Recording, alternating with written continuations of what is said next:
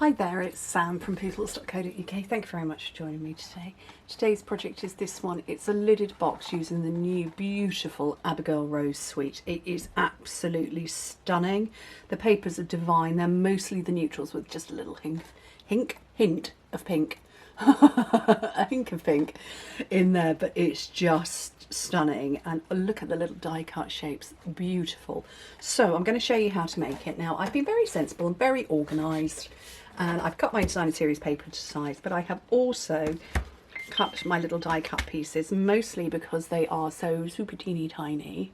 I've cut those. Oh, focus on me. There we go. They are tiny, and I wanted to get those, all the bits pulled out, so I'll pop those to one side. But I've also stamped these in advance because I wanted to make sure that the memento had fully dried before I started colouring, because I have done them in the past where it's gone and made it all messy and bleedy. But that's the stamp set.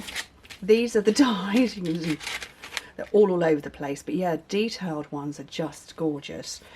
Okay, so base cardstock, I've gone black this time. So this one was early espresso with this sort of soft suede shade. This one black because it goes with the black. You can see this little hint of pink back here. So slightly different.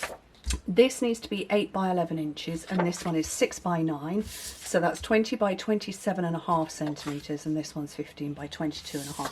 Don't worry about writing anything down. It's all going to be on my blog. Click open the description bar and you will see it all there. So on the base cardstock, you score it at 2 inches, 5 centimetres on all 4 sides. So super easy.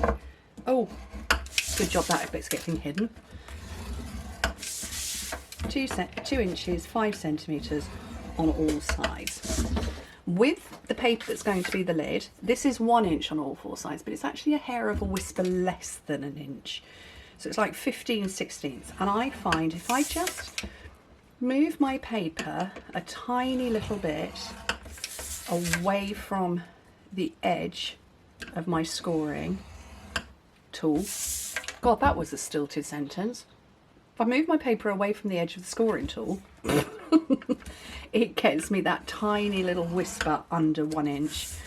So it's like 2.3 centimetres if you work on, if you use maybe your trimmer, or 15/16 of an inch. And that is so that the paper can clear over the top of the box. Otherwise you end up with buckled sides, and nobody wants those. Okay, that's the lid scored, and the base.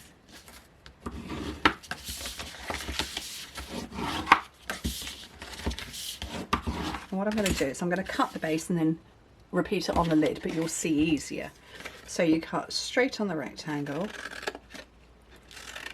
and you chop into the squares. Now I forgot to tell you the finished dimensions of the box: 2 inches tall, 4 inches front to back, 7 inches left to right, and in metric that's 5 centimetres tall, 10 centimetres front to back, and 17.5 centimetres left to right.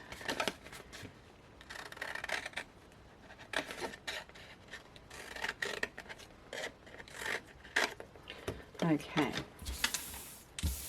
so that's the box base, like that, and I'm going to do exactly the same on the lid. It just might not show up so well on camera and I can't see a thing. Somebody asked me not that long ago if I carry measurements in my head. Yes and no. There are certain things that, you know, I could look at it and go, well, that's X number of centimetres or X number of inches, and yes, I will measure something that's X number of inches high by so many centimetres wide, if that's what fits. I was just fortunate that I was taught both in school, but I can't visualise weights particularly well or anything like that. I'm not very good with that. My mum and I are quite different. She can work in the one that I can't work in, but I don't know which one that is, because I actually just tend to follow a recipe. So I could look at somebody and say, oh, well, they're about 6 feet tall. Wouldn't know what that was in metric. despite being a metric country. Yeah, I could probably guesstimate somebody's weight. Well, actually, probably I'd get it completely wrong. But I could make a good guess, but it would be based on stones. Wouldn't know what it is in kilos. So yeah, mixed up. But yeah, I certainly with this, it's just whatever takes my fancy. I just happen to know both. My husband knows both. My children do, although they're a bit more metric, but they know both because they were taught both. And I think schools realise that while the entire world is metric, America is a big country, so you know, let's give them a little hand and do a little bit of imperial stuff as well. So they kind of know both, but you know, they'd say to me, oh well, it's so many centimetres long or what have you.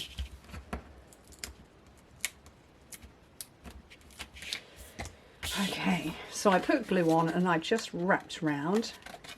Does anybody else like me, by the way, with the whole measurement thing?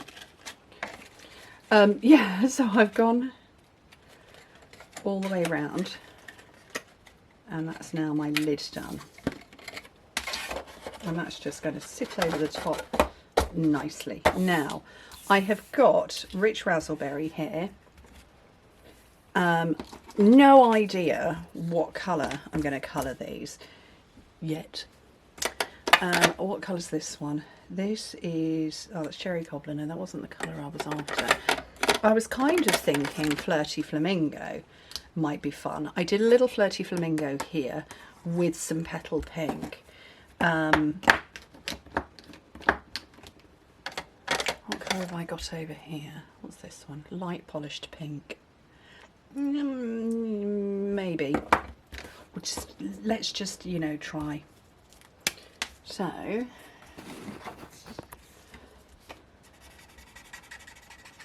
what I'm doing is I'm just blobbing, because that is such a technical term, where the shadow is. And I'm going to go over with the slightly darker one.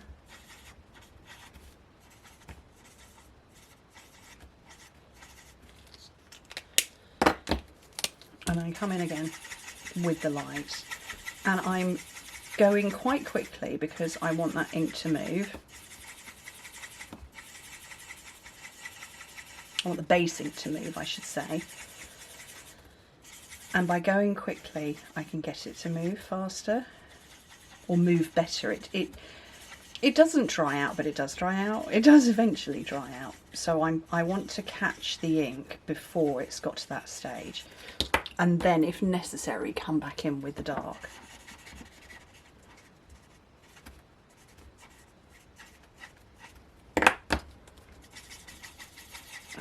And despite having used blends for, oh gosh, I don't know how many years we've had them now, I do still think they can be quite scary. There is an amazing artist on, I find her on Facebook Watch, Dark Blackberry Bliss for my little blobs there.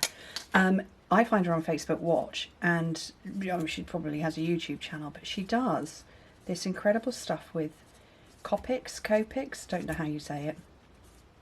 This amazing stuff. You know, she'll sketch a celebrity, and then she'll dress the person, and I'm like, that's so daunting. Soft succulent, dark and light hair. And I think there is this expectation of, you've got to do this, you know, extreme realism stuff. I mean, like I say, I watch this stuff and I just think that is incredible. Never going to be able to do it in my life. And so I like to have fun with blends, and I like to demystify it for you all.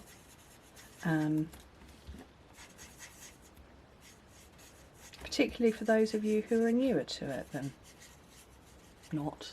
So, oh, I forgot to do this one. Let's do the other set of leaves.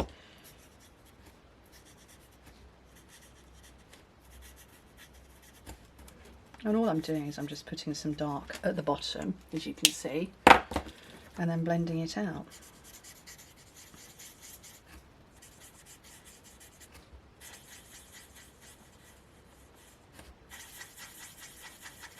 and you just get nice shading then. And that has dried beautifully. Oh, I'm a happy girl now. Right, let's zoom back out. Oh, too far. There we go. And start putting it together. So what I'm going to do is I'm going to put a whole load of adhesive on the back and then start deciding where I want to put these. So I think I want one about there. So that's sticking to that adhesive. And I want another one kind of about there. And then this one about there. And that glue, oh blimey, that's only just balanced, isn't it? By putting the glue on first, it means I can look through and get it essentially in the right place. And then what I'm going to do, get a whole bunch of dimensionals and anchor them in place so that they aren't moving.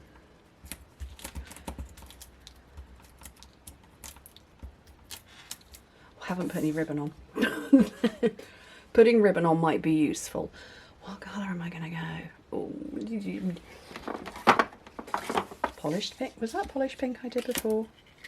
I think it is. And my son's going to come in through the door. I'm just watching him walk up and he's going to yell, "Hi, Mum."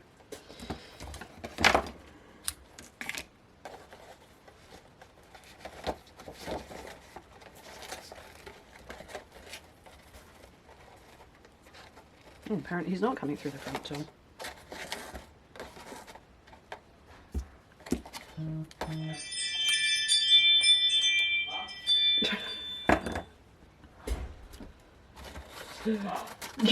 I can't answer him to say I'm filming.